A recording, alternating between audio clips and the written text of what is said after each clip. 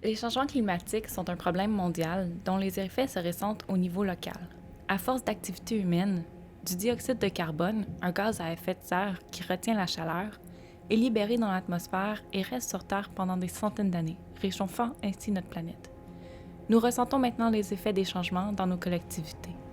Nous nous attendons à ce que ces effets non seulement se poursuivent, mais qu'elles connaîtront une hausse dans les prochaines années. Même si les émissions se stabilisent relativement rapidement, ces effets produiront longtemps, affectant les générations futures. Climate change is a 12-month, 24 hours a day, 365-day event. Is it going to change? Well, it's already changed. How much it changes really depends on the rest of the world, on how serious they take this, and how serious they are about meeting their targets to reduce greenhouse gas emissions. Climate change adaptation is, I think at its core, it's adapting to the impacts of climate change and learning how to move forward in a changing environment. Afin de nous adapter aux nouveaux défis posés par ces gaz à long terme, nous devons répondre au changement climatique en stabilisant les gaz à effet de serre par la réduction des émissions, ainsi qu'en renforçant nos communautés et en modifiant la façon dont nous traitons l'environnement. C'est ce qu'on appelle l'adaptation. Adaptation is a series of deliberate and comprehensive actions that a community takes to help avoid, manage, or reduce the effects of climate change on human and natural systems. To ensure adaptation measures are relevant and effective for communities, we need to translate scientific information and Indigenous knowledge and ways of knowing into action and build regional capacity and adaptation expertise. This means working with Indigenous peoples and governments, including community-based initiatives to build capacity for adaptation action and address the specific risks they face due to a changing climate. Dans les régions polaires, le réchauffement de la planète est considérablement amplifié par rapport au reste du monde. Dans l'ensemble, l'Arctique est réchauffé de 2,5 degrés Celsius au cours des 100 dernières années, comparativement à des moyennes mondiales d'un peu moins de 1 degré. Ces changements sont encore plus importants pendant le mois d'hiver, où les taux de réchauffement ont doublé, voire triplé, par rapport au taux de réchauffement estival. Le réchauffement de l'atmosphère, combiné au réchauffement de l'océan, a entraîné la fonte des précieuses glaces de mer. L'étendue de la glace de mer diminue le plus rapidement au cours du mois d'automne et l'on a observé un déclin d'environ 13 % par décennie depuis 1979.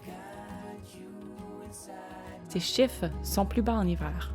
L'épaisseur de la glace de mer s'amincit à des taux allant jusqu'à 10 cm par an. Smart Ice, lauréat du prix Inspiration Arctique et du prix Élan pour le changement des Nations Unies en 2016, s'attaque de front à ce problème. Smart Ice est une entreprise sociale intersectorielle qui s'efforce d'intégrer les connaissances traditionnelles aux données de la recherche sur la glace de mer. So in the Arctic, the climate has been changing for the last decade. It's not something that's necessarily in the future. So I think we need adaptation happening now to allow people to cope with what these new conditions are, the unpredictability of changing climate. Smart Ice integrates sensors on the ice, so technology and Inuit knowledge to make sea ice travel safer. So it gives the information almost in real time in some cases. Where is the ice dangerous? Where is it safe to travel on as normal? So Smart Ice is actually a working climate change adaptation tool. And I think what that does is put directly into the hands of the community what they need to do to address climate change. Situé au nord de l'île de Baffin, Pond Inlet est le centre territorial pour la recherche, les démonstrations et les formations opérationnelles de Smart Ice. Un de leurs mandats principaux est de mobiliser et d'inspirer les jeunes de la région à se joindre à l'équipe Smart Ice. Including the youth, there's a sense of partnership amongst the youth and the researchers. And we started prioritizing research questions, and sea ice conditions was on the top 3. Well, in the past, researchers in my community used to come up and spend hardly any time within the community.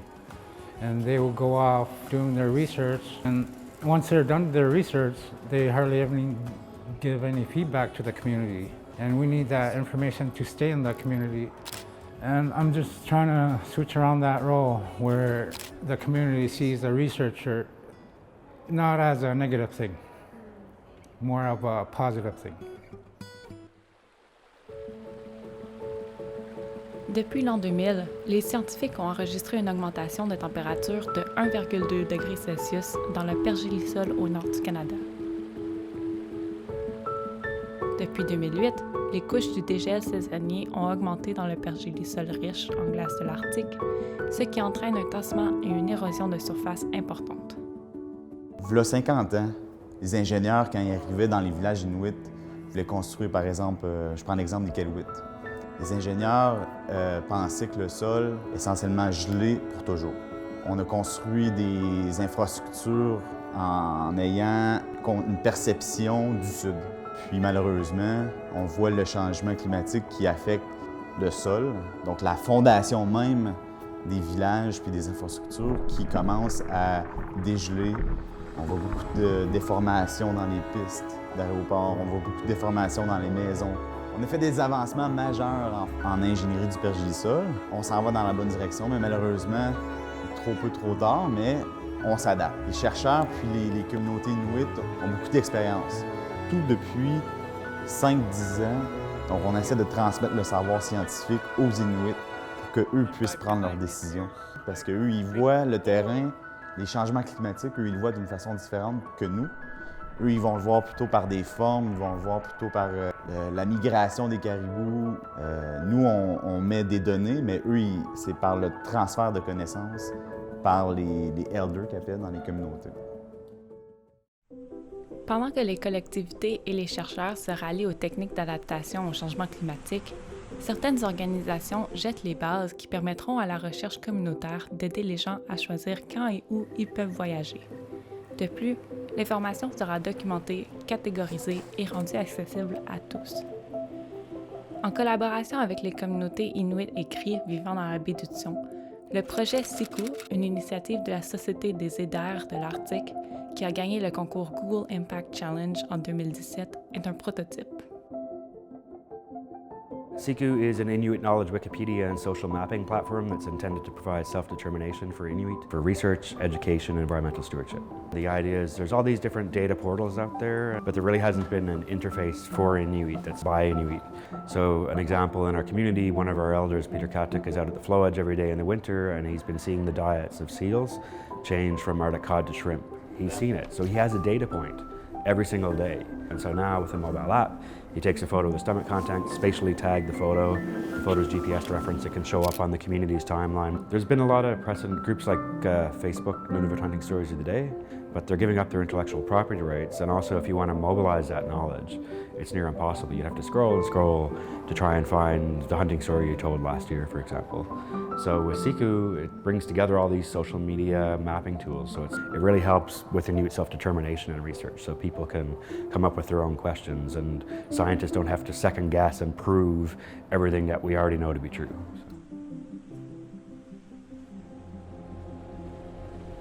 Comme les effets des changements climatiques continuent d'évoluer, on ne sait pas exactement comment chaque région du Nord sera touchée.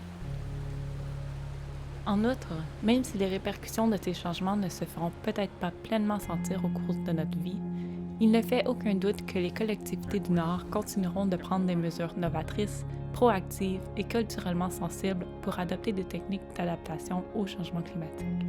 I think that it's important to prepare communities to take advantage of opportunities that climate change brings. It's not always negative, it can be positive. Well, for my community, I've been getting a lot of great feedback for Smart Ice program, and they wish that I could continue providing this information as long as I can.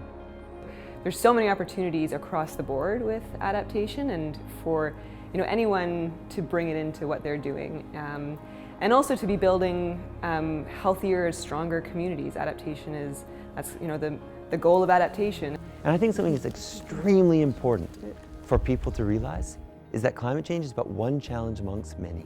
And it's not always the most important or pressing challenge. A healthy person, a person that is physically healthy, mentally healthy, a person who has strong identity, that's somebody who's going to have high capacity to adapt. Federal, provincial, and territorial governments need to support vulnerable regions by investing in infrastructure, strengthening capacity, supporting community-based monitoring, and advancing research, monitoring, and information for coastal regions.